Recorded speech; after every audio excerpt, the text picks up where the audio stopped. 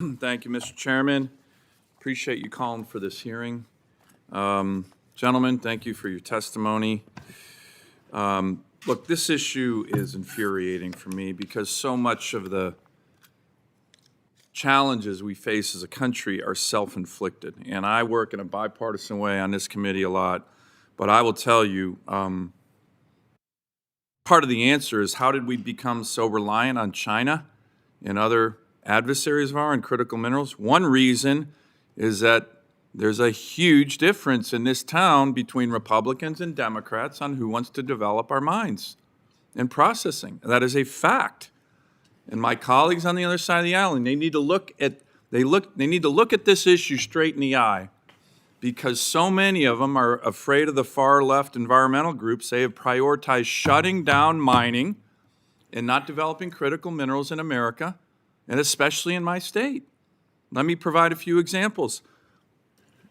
My state is estimated to have 56 out of the 60 critical minerals our country needs. Let me repeat that.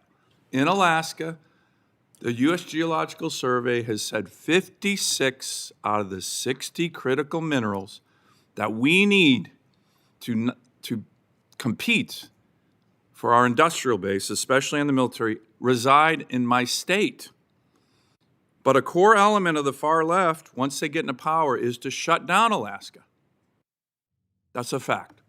This is the Joe Biden 70 executive orders, what we call the last frontier lockup. When he got into power, he issued 70 executive orders. Let me list them right here. Okay? By the way, 10 of them were on his inauguration day. So this was a plan. 70, many of which dealt with shutting down critical minerals. Crazy. Crazy.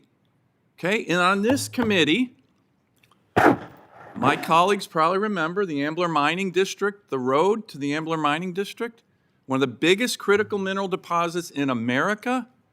We debated it on this committee, and to my colleagues' credits, and I want to thank them, on this committee, we won that amendment vote of mine to have access to the Ambler Mining District, which Joe Biden shut down, one of these.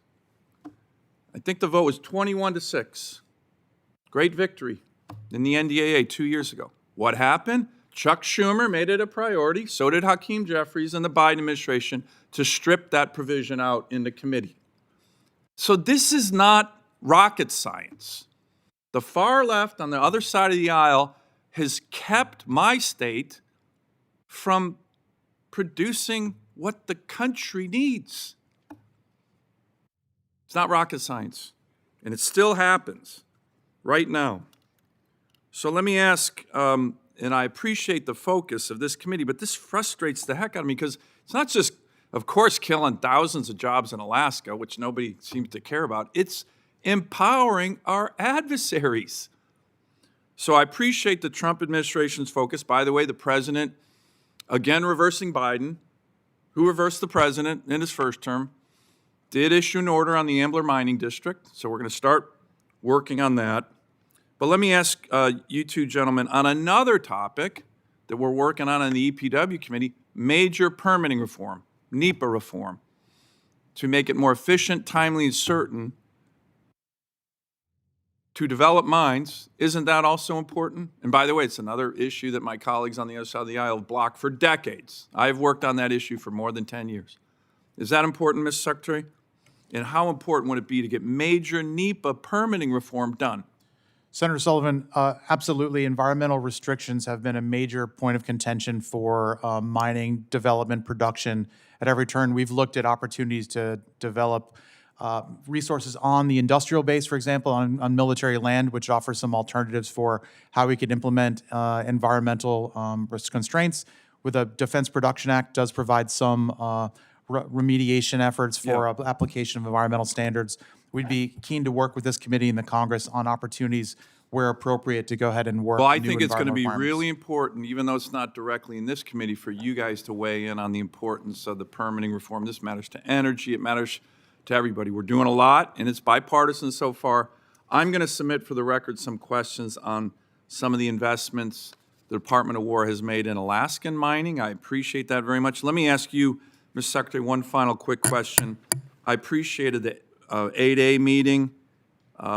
That's a very important issue for my constituents in terms of lethality, flexibility, war fighting, keeping the IP that the Pentagon gets to keep when they do those kind of programs.